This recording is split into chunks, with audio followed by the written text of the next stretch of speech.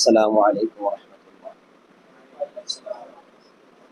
بسمه سبحانه وسعدانه والصلاة والسلام على ذي المجد والمكان أما بعد. قال الله سبحانه وتعالى: كنتم خير أمة أخرجت للناس تأمرون بالمعروف وتنهون عن المنكر. وقال النبي صلى الله عليه وسلم: الخلق عيال الله فأحب الخلق إلى الله من أحسن إلى عياله أو كما قال عليه الصلاة والسلام. মহান রব্বুল আলামিনের পাক শাহী দরবারে লক্ষ কোটি শুকর সুজুদ যে মহান আল্লাহ আমাদেরকে একটি দ্বীনি কার্যক্রমকে সামনে রেখে একটি দ্বীনি মজমায় বসার তৌফিক দিয়েছেন, এজন্য সকলেই পড়ি আলহামদুলিল্লাহ। আমার এলাকার প্রিয় যুবক ভাইরা এবং আজকের এই মহতী অনুষ্ঠানে আগত সর্বস্তরের সকল ভাইয়েরা, বিশেষ করে এই এলাকার বরেণ্য আলেমে দ্বীন হযরত মাওলানা হাফেজ আবুল কাসিম সাহেব দামাত বারাকাতুহুম এবং বড় ভাই মুহতারাম মুফতি নূর নবী কাসিমি সাহেব দামাত বারাকাতুহুম, মাওলানা দেলোয়ার সাহেব সহ আরও যারা আছেন সকলের কৃতজ্ঞতা আদায় করছি। জাযাকুমুল্লাহু খায়রান। প্রিয় উপস্থিতি, হিলফুল ফুজুল সামাজিক সংগঠন এটি 2014 সালে প্রতিষ্ঠিত হয়েছে। মাঝে আমাদের অনুপস্থিতির কারণে, যেহেতু আমি ঢাকাতে ছিলাম, বড় ভাই মোহতারাম মুফতি সাহেব হুজুর উনিও ব্যস্ত ছিলেন, যার কারণে আমরা সেভাবে কাজ করতে পারি নাই। 2-1 বছর, প্রায় 5-6 বছর যাবৎ এটা একেবারে বলতে গেলে বন্ধই হয়েছে। তো আল্লাহ পাকের মেহেরবানিতে আমরা চাচ্ছি আবারও যেন আমাদের এই সংগঠনটা জেগে ওঠে।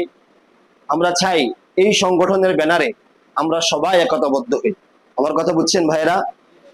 হিলফুল ফুজুলের স্লোগান হলো দলমত যার যার, হিলফুল ফুজুল সবার। বলেন কি বলছি ভাই? দলমত যার যার, হিলফুল ফুজুল সবার। আপনি রাজনৈতিক দিক থেকে যাই করেন না কেন, ওটা আপনার ব্যক্তিগত ব্যাপার। এইখানে হিলফুল ফুজুল আপনাকে সামান্যতম হস্তক্ষেপ করবে না। আমরা যার যেইভাবে মনে চায়, আপনার আল্লাহ পাক জিহান শক্তি দিয়েছেন, বিবেক বুদ্ধি দিয়েছেন, আপনি সেটা খরচ করে যে কোনো দলে যেতে পারেন, ওলামায়ে কেরামদের সাথে পরামর্শ করে যেতে পারেন। কিন্তু আমরা যেহেতু এলাকার সন্তান, আমরা এই রামগঞ্জের সন্তান, লক্ষ্মীপুরের সন্তান, আমরা চাই আমরা সবাই একটা ব্যানারে এক হই। আমার কথা বুঝছেন তো ভাইয়েরা? দেখবেন আমরা দলাদলির কারণে অনেক দূরে সরে যাচ্ছি। আমার এলাকারই সন্তান, আমারই ভাই, কিন্তু সে ভিন্ন মতের হওয়ার কারণে কথাবার্তা নাই, সালাম কালাম নাই, মুসাফা নাই, মুআনাকা নাই, ভালোবাসা নাই। হয় কি না বলেন ভাই? অথচ আমরা একই এলাকার সন্তান, আমরা সবাই একই জায়গায় নামাজ পড়ি, সবাই এক রাস্তা দিয়ে চলি, কিন্তু দলমত আমাদের আলাদা হওয়ার কারণে আমরা একে অপর থেকে অনেক দূরে। আমি ভুল বলছি বলেন ভাই? বলেন ভুল বলছি? একবারে সঠিক কথা। এজন্য আমাদের মূল স্লোগান হলো এটাই, দলমত যার যার, হিলফুল ফুজুল সবার। বলেন সবাই, বলেন দলমত যার যার, হিলফুল ফুজুল সবার। প্রিয় ভাইয়েরা আমার, উপস্থিত ভাইয়েরা আমার, এই সংগঠনের আমাদের যে মৌলিক উদ্দেশ্যগুলো, আমরা কি কাজ করতে চাই, আমাদের এই সংগঠনের কাজ কি, এবং এই সংগঠনের বিভিন্ন পরিচিতি নিয়ে আমাদের ওলামায়ে কেরামরা কথা বলবেন। আমি সংক্ষেপে কিছু কথা বলি। আমি প্রথমত কথা বলেছি, আমাদের এই সংগঠনের মৌলিক একটি লক্ষ্য হলো, আমরা যে কোনো দল করি না কেন, আমরা হিলফুল ফুজুলের ব্যানারে সবাই একতাবদ্ধ হব। ভালোবাসার একেবারে পরিপূর্ণ আমরা প্রমাণ পেশ করব যে আমরা দল করতে পারি, কিন্তু ইনশাআল্লাহ আমরা সবাই এক। কি বলেন ভাই? আমাদের পরিচয় একটাই মূলত, আমরা হয়তো বিভিন্ন কারণে জালিমরা আমাদেরকে ডিভাইড করে ফেলছে। কথা বুঝছেন? আমাদের পরিচয় একটাই, আমরা উম্মতে মুহাম্মাদী সাল্লাল্লাহু আলাইহি ওয়াসাল্লাম এবং আমরা মুসলমান। এটা আমাদের মৌলিক পরিচয়। কিন্তু বেঈমান গোষ্ঠীরা চায় নাই যে মুসলমানরা এক হোক। কথা বুঝছেন?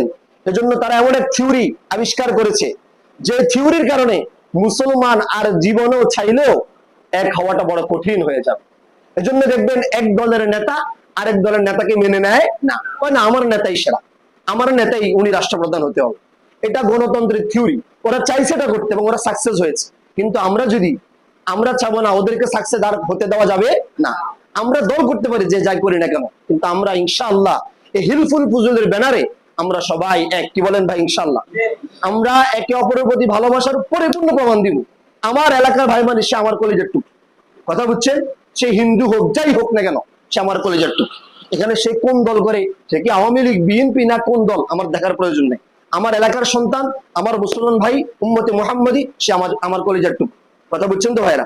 এবার আসেন হিলফুল ফুজুলের আমাদের মৌলিক লক্ষ্য কি? আমাদের মৌলিক লক্ষ্য হলো মানবতার কল্যাণে কাজ করা। বলেন কি বললাম ভাই?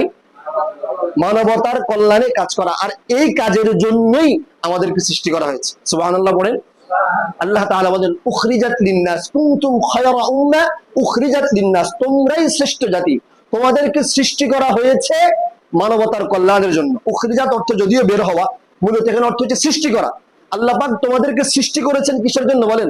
মানবতার কল্যাণের জন্য।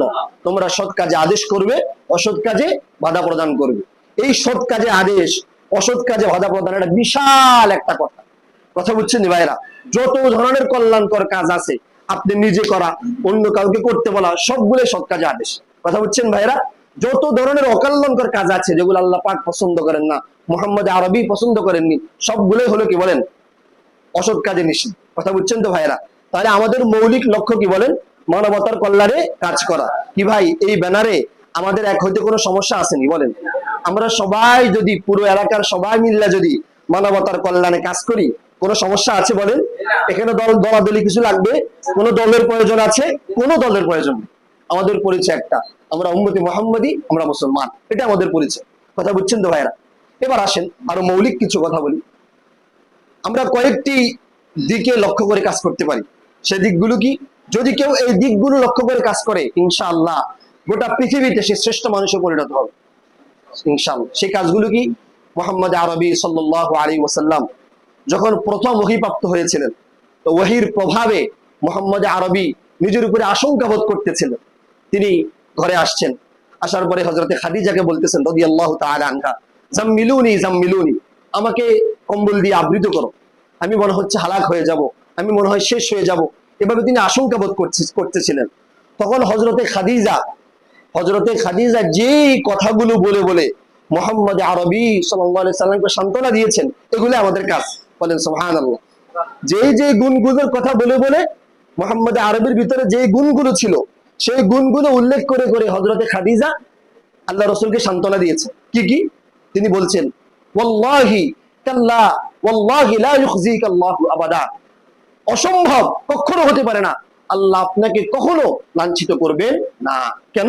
ইন্নাকা লাতাসিলুর রাহিমা, আপনার একটা গুণ হলো, হে আমার কলিজার টুকরো মুহাম্মদ সাল্লাল্লাহু আলাইহি ওয়াসাল্লাম, আপনার একটা গুণ হলো আপনি আত্মীয়তার বন্ধন বজায় রাখেন। বলেন প্রথম গুণ কি বলেছে? আত্মীয়তার বন্ধন বজায় রাখেন। 2 নম্বর বলেছে ওয়াতাসদুকুল হাদিসা, আপনি সত্য কথা বলেন। বলেন কি বলেন? আপনি কখনো মিথ্যা বলেন, আপনি সবসময় সত্য কথা বলেন। ওয়াতাকরিদ দাইফা, আপনি মেহমানদারি করেন। এভাবে বিভিন্ন কথা, আপনি আমানতের খেয়ানত করেন না, আপনি মানুষের অসহায় মানুষের পাশে দাঁড়ান, আপনি মানুষের বোঝা লাঘব করেন।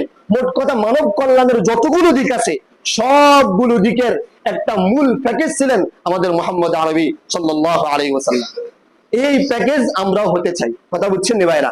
আমাদের এই সংগঠনের মৌলিক লক্ষ্যই হলো মুহাম্মদ আরবি যেইভাবে মানবতার কল্যাণে কাজ করেছি, ইনশাআল্লাহ আমরাও কি করবো ভাই? সেইভাবে মানবতার কল্যাণে কাজ করবো। ভাইরা আমার, সর্বশেষ আপনাদের কাছে আমার আর্য থাকবে, দায়িত্বের খাতিরে আমাদের সংগঠন কিভাবে অগ্রগামী হতে পারে, কোন লোককে দায়িত্বে বসালে সংগঠন এগিয়ে যাবে, আপনারা অবশ্যই সুপরামর্শ দিবেন।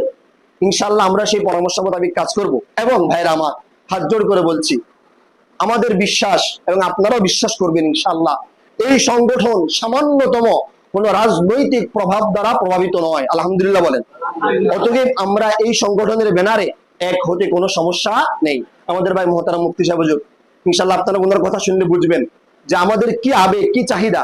আমরা এই দলের কারণে বহু দূরে সরে যাচ্ছি। আমরা চাই না আর দূরত্ব তৈরি হোক। আমরা চাই সবাই এই সংগঠনের ব্যানারে এক হই। আল্লাহ পাক আমাদের সকলকে এক ও নেক হয়ে মানবতার কল্যাণে, ইসলামের কল্যাণে কাজ করার তৌফিক দান করেন। ওমা তৌফিক ইল্লা বিল্লাহ। আসসালামু আলাইকুম।